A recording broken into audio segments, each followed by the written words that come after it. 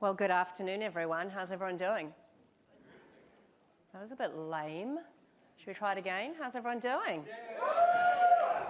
This is my personally last session that I'm delivering today, so I'm quite excited.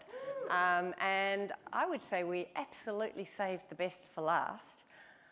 If I could ask you just to look around the room and see if you're missing a colleague, because we did change the location at the last minute just to keep everyone on their toes. So if someone's missing, can you just text them and tell them where to come?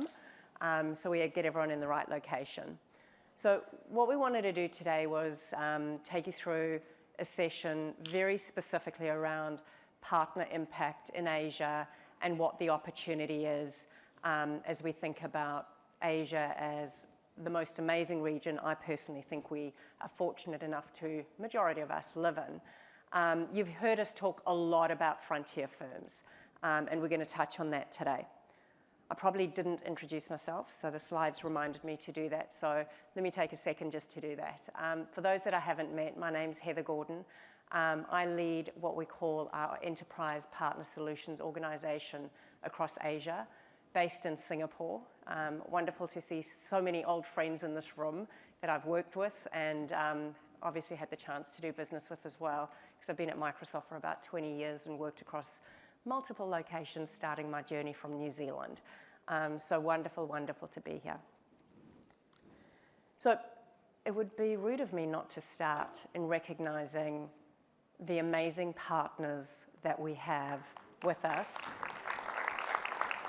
And last night we did celebrate a number of these partners and the work that they've done. And to be recognized, in this space, it's really around AI, the impact that we're making to our customers across Asia every single day and driving those partnerships end to end. So a big shout out to all the partners on the list over here. They've absolutely continued to set new benchmarks as we think about driving this AI-led innovation and transformation that we all are learning about so much every single day. And through their dedication and just continued pioneering spirit, it's just been wonderful to see the customer solutions and impact that that they've been driving. The other partner that we did highlight and we introduced a new award last night was the Asia Enterprise Partner of the Year award. And for those of you that weren't there, Accenture was the winner of that award. And Nick had shared yesterday in the keynote that we created this enterprise partner organization to be very, very intentional in terms of how we think about serving our enterprise customers across all of I guess the globe, because it's a global organization. But specifically as we think about delivering that excellence, when we think about those frontier firms, when we think about AI transformation, and Accenture has certainly exemplified that in multiple countries. So this is a new award. I encourage you all to aspire for it next year. It will be hotly contested, but it is an Asia-wide award. There's a new, maybe it's not that new, but language that's being used around the Asian century. And while Accenture has shown us what a benchmark could look like for great transformation with customers, this Asia century and what the Asia AI landscape means to us is truly quite remarkable. And as I mentioned, I feel very fortunate to live in the region that we live in because it truly is the most dynamic region. When we look at the number of organizations that we have in the region, I think there's about 200 million. When we think about the number of human beings that we have, I think we have about 60% of the world's population in our region. And when we think about the innovation that we're building from within Asia, we've got about 60% of the world's developers. So it's just an absolutely dynamic region that's moving at a much, much faster pace than other parts of the world. So I'm really proud to say that I'm from the region and get to represent the region with Microsoft. The other thing I'll share with you all is when we think about our growth ambitions, and Rodrigo, who's the Asia president, he has the the fortune of representing the growth and having the fastest growing region in the world. And that's because of the work that this audience here does every single day to empower our customers and to really help drive that AI transformation. So we're going to talk about adoption today and the changes that we are seeing as we think about that and the opportunity that exists. So when we think about strategic drive to agentic innovation, I think everyone's heard, if we had a battle card or a bingo card for agent or agentic, we would have all bingoed 700 times today. But it really is an opportunity bar none. I'll tell you one of my very corny jokes that I love to tell, but with the agents that we're seeing, we're all going to become agent bosses. Title I would love to have, agent boss. I think it sounds fierce. But it truly is something that we have to embrace, and we need to understand what these key trends are going to mean for us, because there's a lot of, number one, innovation, but a lot of things that we need to be very mindful of. So as we go through some of these things, policy. Policy is really, really important as we think about each market, and it's individualistic to the country in terms of some of the policies that we're seeing. Governments are setting out their national strategies. It's something that we have to be very, very mindful of. And these efforts really are prioritized around governance as we think about that, the security, key components as we think about that. The other one is around AI as a key engine for global expansion. And I spoke about the incredible number of developers that we have in this region. What we see is those developers are actually developing out of Asia, and they're taking solutions out of Asia. We're actually underserving our own markets, and there's an incredible opportunity as we think about if we just directed some of that opportunity internally. The GDP opportunity is in the billions of dollars if we focus some internally. So it's about balancing between the two. But AI does give us all the opportunity, and you all the opportunity, to actually break those boundaries, your geographic boundaries, as we think about agents and marketplace, etc. So that cross-border opportunity suddenly becomes, an open market for us all. The other one is around agentic AI reshaping work and innovation.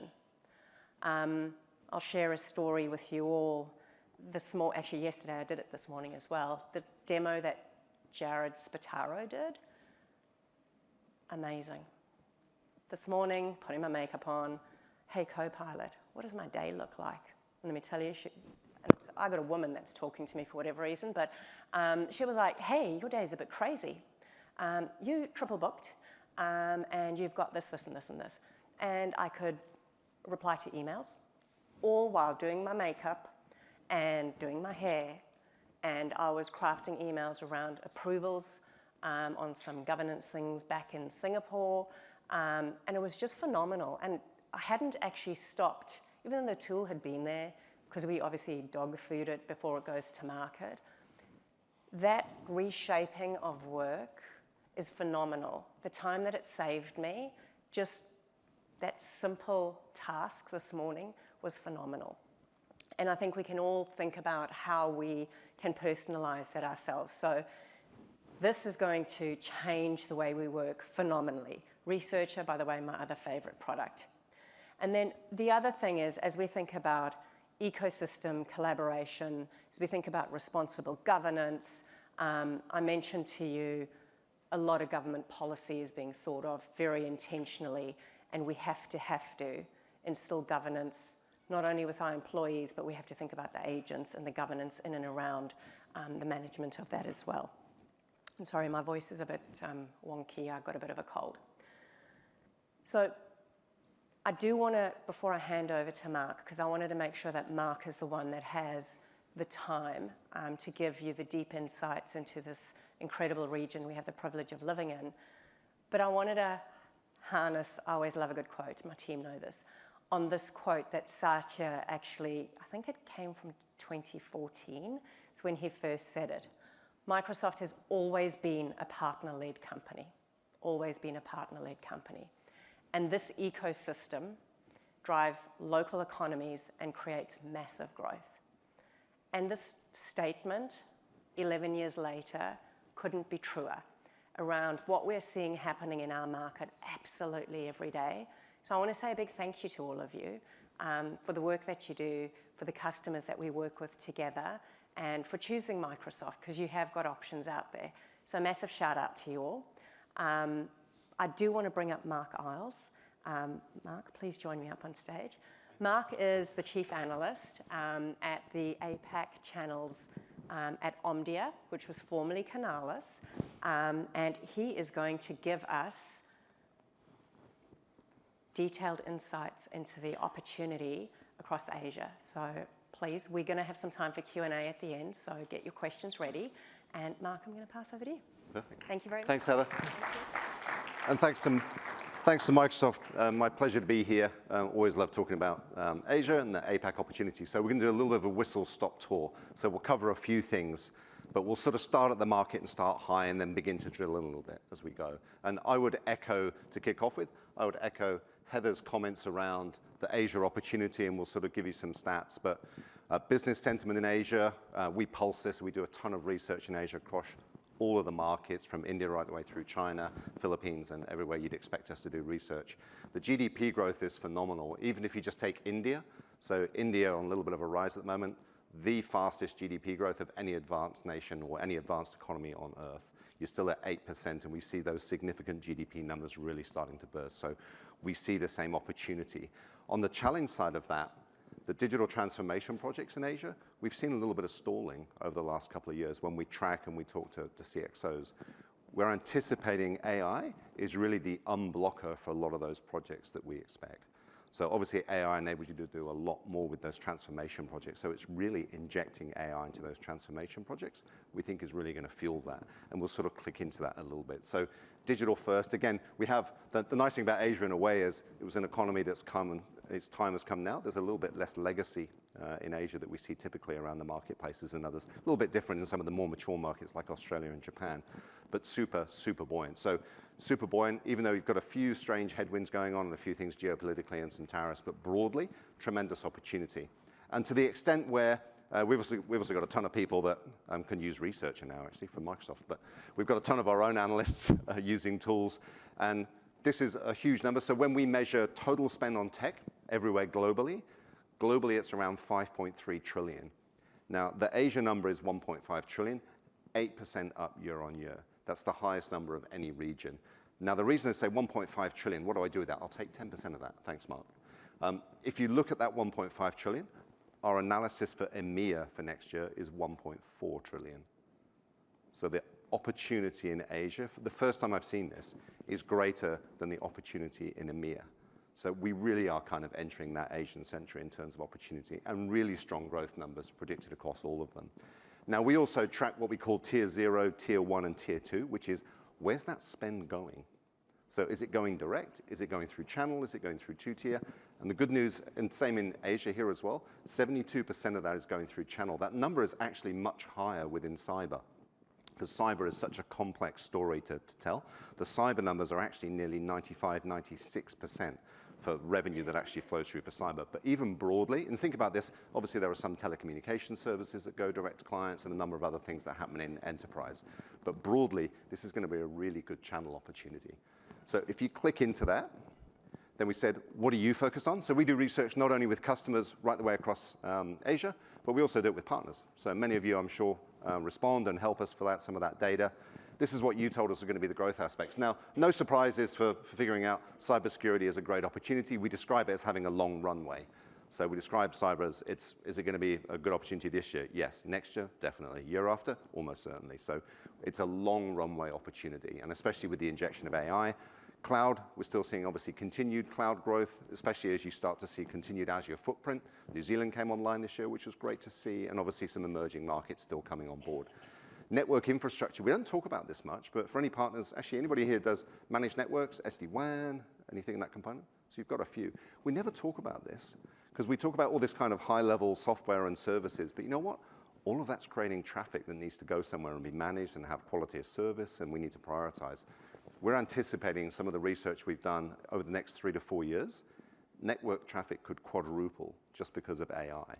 So if you think about building resilient AI infrastructure, so AI applications is great. We actually need really resilient AI-based infrastructure. So also a huge opportunity for partners, and we'll click in on that a little bit. And then, of course, AI. And the one thing that's unique to Asia, we've got some really interesting research people that kind of sit within Asia, actually. We've actually got more researchers and research capabilities in Asia than we do in North America and EMEA. But we look at robotics. So when you start taking that AI and turning that into human form in terms of robotics, it's a really interesting opportunity in Asia. Obviously, there's just a hotbed of innovation here right around the region, not just Japan, but China as well, obviously, in some other markets. So there's a really interesting opportunity around manufacturing, supply chain, OT systems, and also robotics. So anybody leaning into that, and I know there's some solutions Microsoft have around some of that industrialization, and we'll sort of touch on that. So just even taking a quick snapshot of some of the markets around AI innovation, everywhere from China to India to Singapore, you can see these pockets everywhere.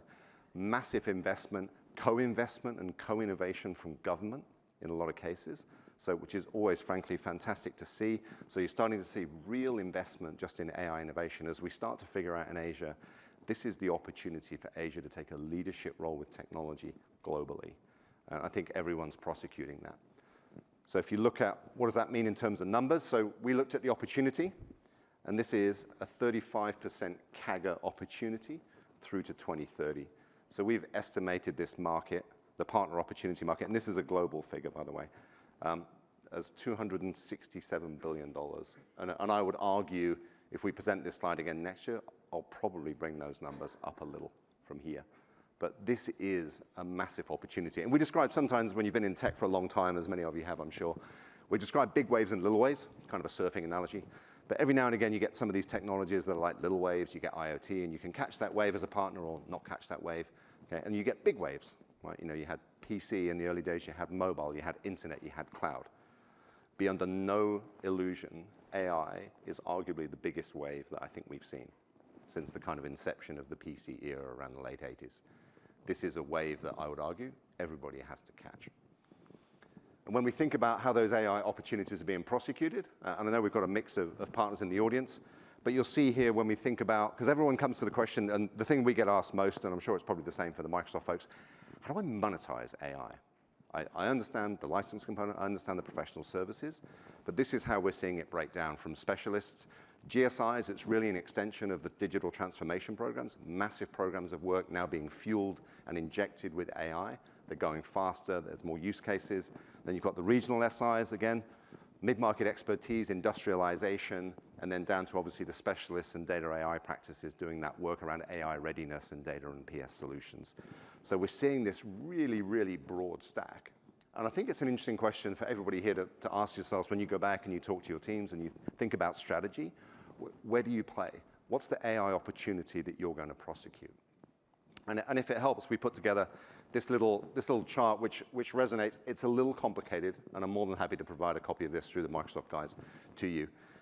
But really, we think this describes the best way. If you're thinking about how do you approach some of those AI services, we would describe two axes. There's a generalized component and a verticalized industry-oriented component. And then there's a traditional kind of human-delivered, SLA-oriented, SLI-oriented view, and an agentic AI-native automated set of services. And we found for some partners that we work with on strategy, it's a good framework for them thinking about, am I going to do that kind of horizontal AI industrialization? That's a strategy as well. There's no right or wrong answer in this. It depends on where your level of expertise sits. Or am I going to go really verticalized and really industry-oriented? The one thing that we know is staying true, this has been true for the last 5 or maybe even 8 years, actually, if we go back to it, is specialization is going to be key going forward. Being a generalist in an area where you have absolutely no specialization is going to be a very difficult place to be. Vanilla is, you can like vanilla ice cream or not like vanilla ice cream. We won't have the argument, but it's going to be very tricky to be vanilla in the partner ecosystem going forward. You're going to need to pick where your specialization lies, more so over the next few years coming than you've had to do historically. So what are some of the partner trends we're seeing? Well, good news. Those of you doing managed services in Asia grew 13% last year. And we've got 82,000 partners right the way across APAC. You'll see the little breakdown in terms of colors. Now, the interesting thing, we'll talk about kind of what's happening in the size of the market in managed services, but that's around a $120 billion market across Asia. So huge opportunity. So great opportunity, but we've still got what we would call a relatively long tail. And we'll talk about the distribution of partners a little bit. And this is being driven partly by this, which is the natural evolution of managed services. From its original inception, anybody here that's been doing managed services for a long time, go back 20 years, we had an original support desk. We used to sell PCs at 35% margin, the heady days. So tremendous days, actually. And then suddenly we figured out, actually, if I can sell the services, I'll come and install it. And then I'll install some software. Actually, why don't I look after it for you? And we built this whole managed services ecosystem about 20 years ago. We then translated that around 10 years ago. We started to think about automation and control and software and systems and support desks and outsourcing. And we moved things, and especially in Asia. Where we're coming to now, 2025 with AI, we're going to need to be what we would call version 3 MSP, which is fully automated, fully AI-enabled, tooled, systematized, very few people, and fully automated delivery. Because the good news is, from the previous components, there's a really good opportunity in managed services. The flip side of that is there's going to be a really good opportunity if you're going to be at the leading edge of transformation for managed services. Because the flight path on what those services are going to cost and what you're going to be able to charge customers is only going in one direction. Customers want to spend less on some of the core managed services so they can take that money and spend it on new AI initiatives and new AI use cases and things that they want to do here. There's only one budget, right? There's the cost of maintaining the stuff they've already got, and then there's all the new cool stuff they want to do. And the list of new cool stuff they want to do is longer than I think it's ever been because of AI. That's going to create even more downward pressure on the core managed services. So we're going to have to, from a partner profitability point of view, spend a lot of time looking at partners' books. We're going to have to figure out how to deliver those services more effectively. And the best way to do that is through AI and skilling and enablement.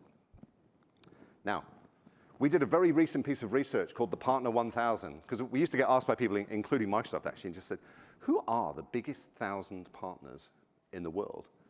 And we went, well, that's actually a really good question. We're a research firm. We should go find out. So we did. So we trawled around, put our sort of AI tools to work. And what we figured out is, and this is a kind of a scary statistic, the top 30 have more revenue and more employees than the next 970. So we are starting to see a real push towards scale and towards profitability. So you can see the relative size of the bubbles here, but we're seeing a real concentration towards that kind of really large-scale GSI. Doesn't mean all roads lead there. We'll talk about the other opportunities. But again, and even if you break that down, you've got nearly $500 billion sitting within the GSIs, and you'll see the tail here as we start to run through the partner ecosystem. Now, this has been broadly true going back a while, but as we start to see more of this AI and tooling, and we start to see people having the ability to invest, the message here is really, you're going to have to figure out what it is that you do better than everybody else. What is your specialization? What is your secret sauce? We're going to have to get super focused by industry and by solution to make sure we're successful. And when we actually went through and said, so we asked some of those GSOs, so well, where are you being successful? So we track all of the growth. And you'll see here key drivers. This is literally super fresh data on the last quarter's earnings from those very big partners. AI-assisted large-scale enterprise transformation projects, cloud transformation, modernization, identity, network security. That's what's kind of keeping the lights on. That's what's really heavy.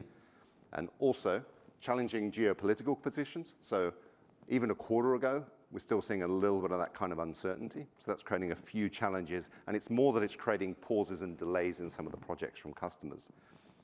But also, key deal wins, cloud and data platforms, Gen AI, prioritizing initiatives, not surprisingly, that reduce costs, increase business agility. And let's just have a little segue here. So we'll just kind of cut across. How many people still focus on doing ROI calculations for their clients? Just quick. One or two. Okay, that might be a good thing. The language that we're seeing increasingly is time to value. So focus less on ROI, and especially in the world of AI, everybody, it's about how quickly can you take me to value? Can you do that in 30 days, 60 days, 90 days? rather than a year-long transformation project. So not even just breaking down projects using iterative techniques for project management and development, which we've used for years, but really thinking about time to value. And we do think it's a much better way of approaching the problem.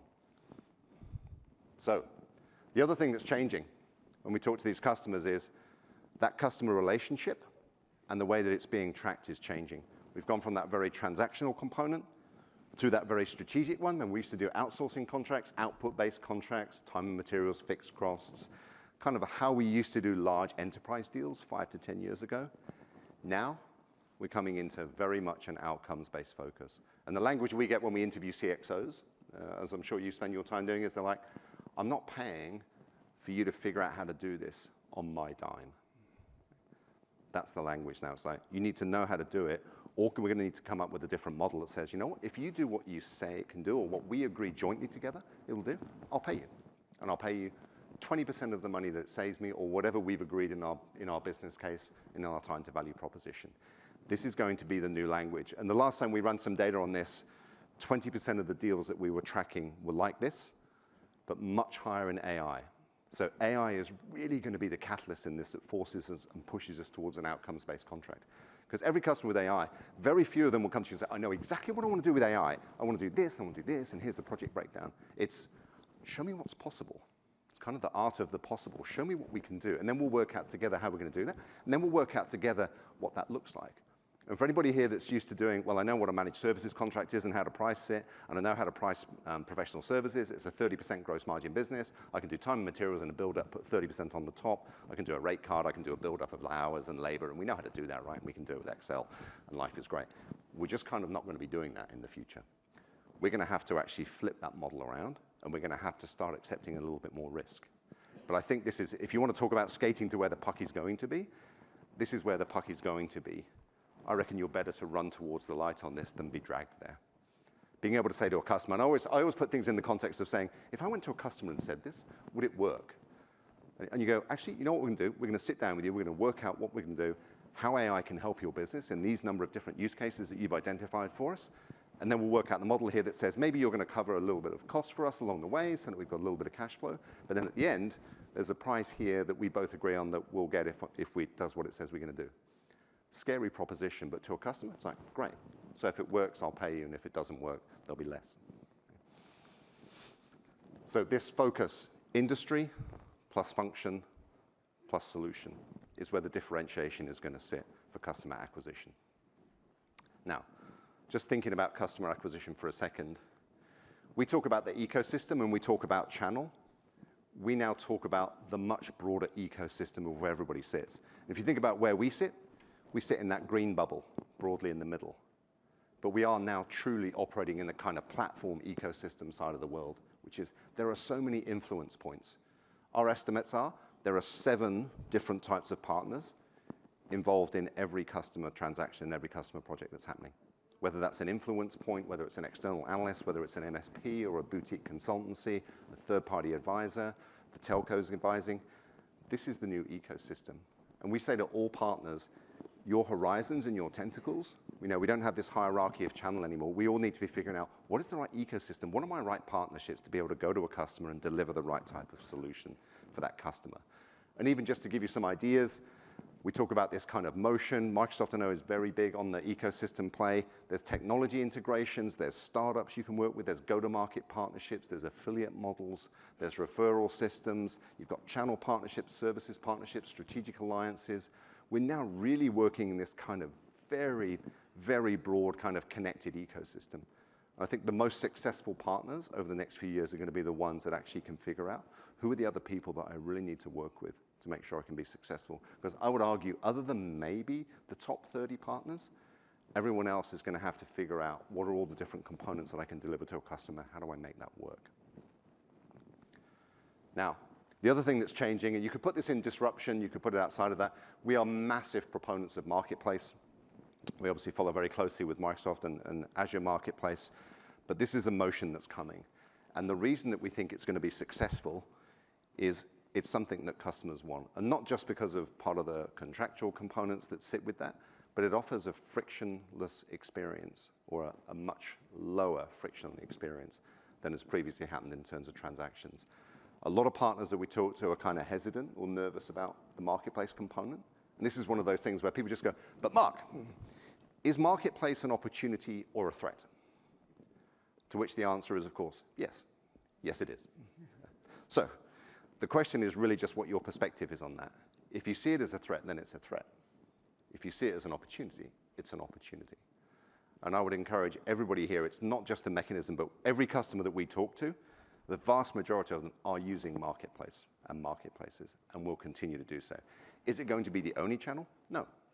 Should it be a part of your go-to-market in terms of how you think about, one, both delivering services and delivering products, but also potentially reaching customers? Yes, absolutely. It's just another channel. It's not the be-all and end-all. So it's not going to replace everything else that we do, but it's absolutely going to be a critical component of how, as the partner ecosystem, we think about taking products and services and delivering them out to customers.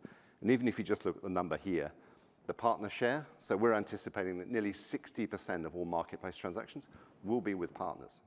So this is a partner-friendly motion if you're in the game. And I literally say to almost every partner that I meet, if I'm meeting on one-to-ones, have you put anything up on marketplace?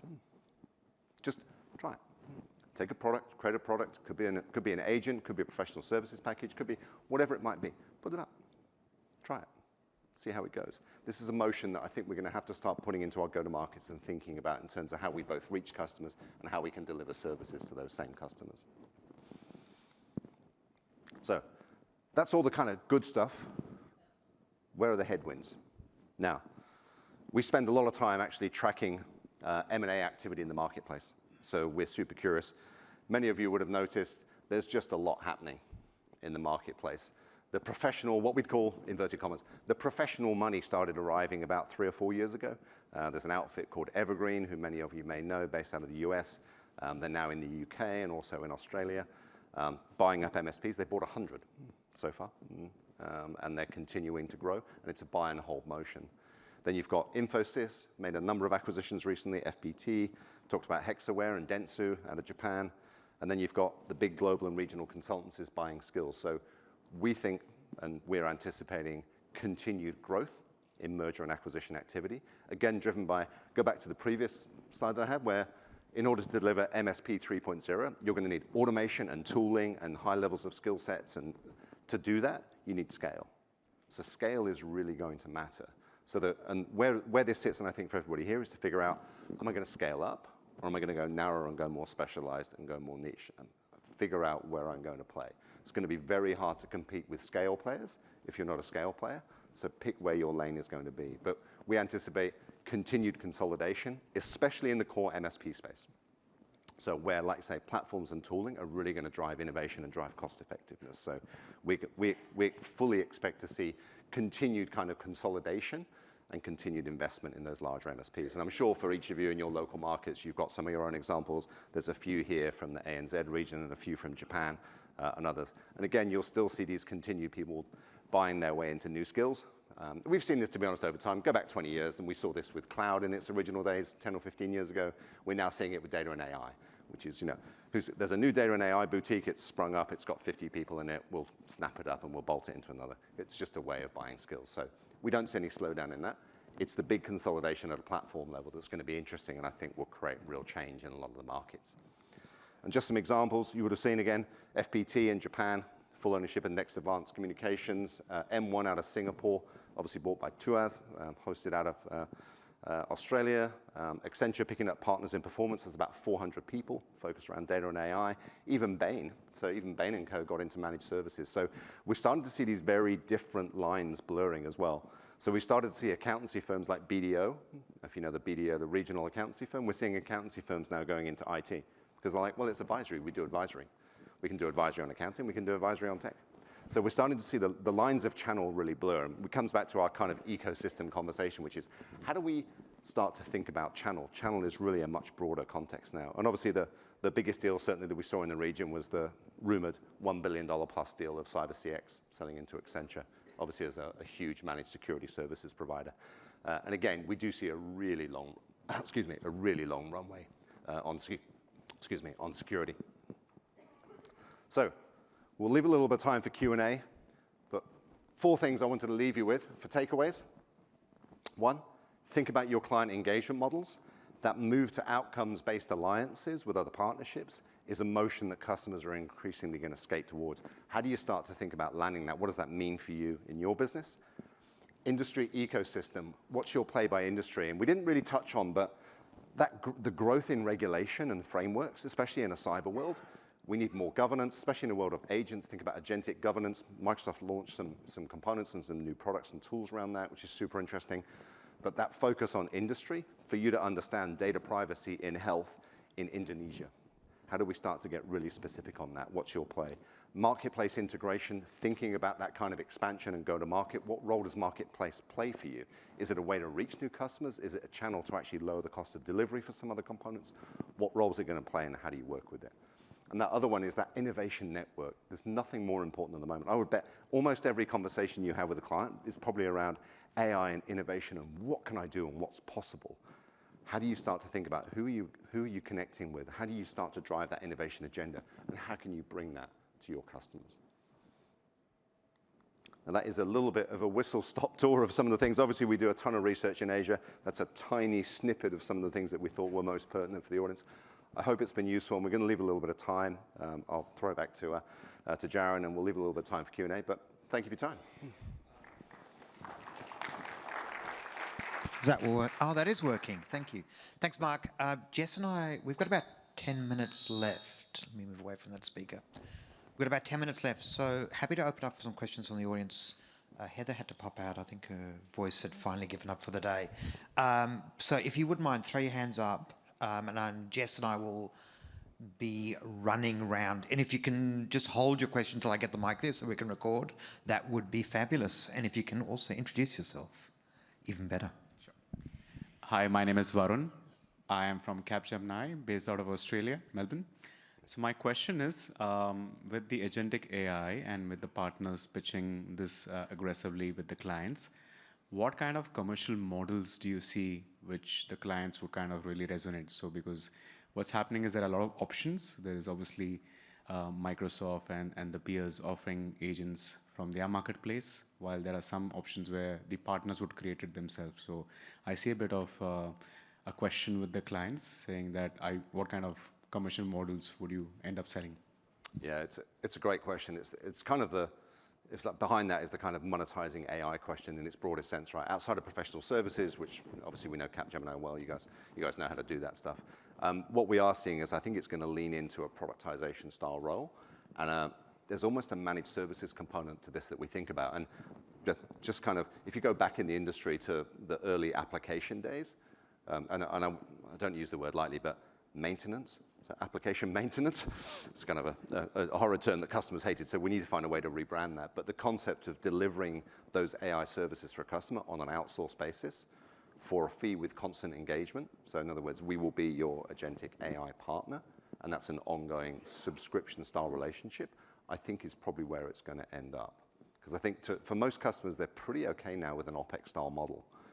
So it really should just be able to fit into another version of that OpEx model. I think we think that's probably where it's going to go, but also interested in your feedback.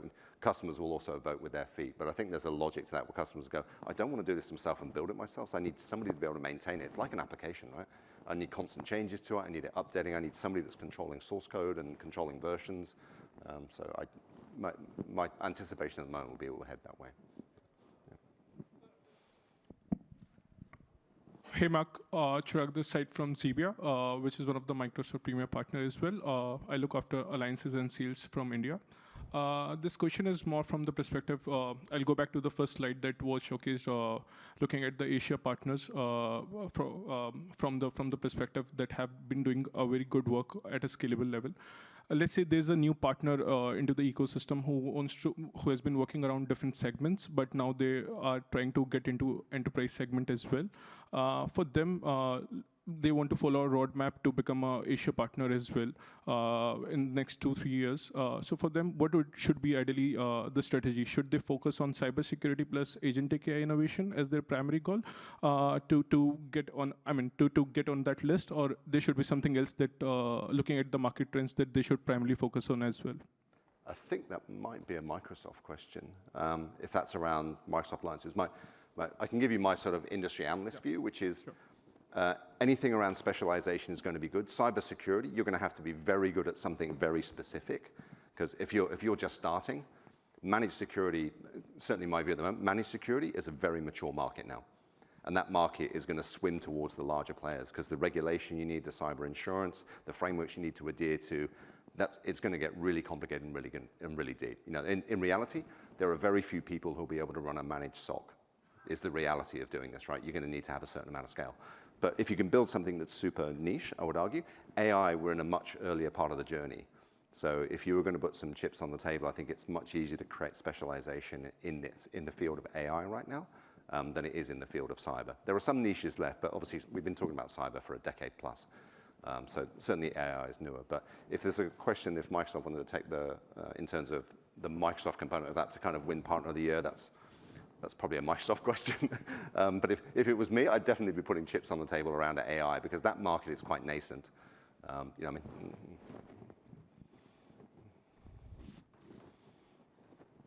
Yeah. My name is 𝗦𝗽𝗲𝗀𝗀𝗶cie Sheikh, and I'm from Pakistan.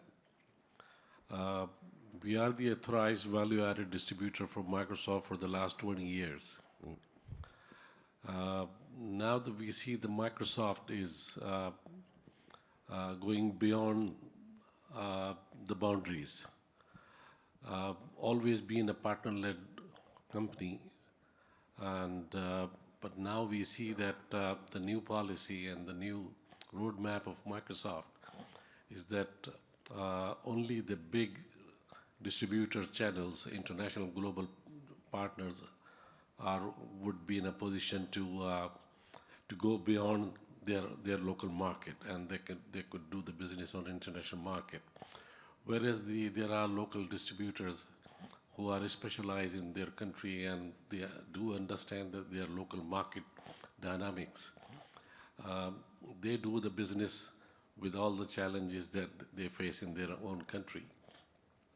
But now, the two-way is going on. Either the international global distribution going to come to those smaller countries where the business is not that big, and they will face that challenge because it's not a mature market for them.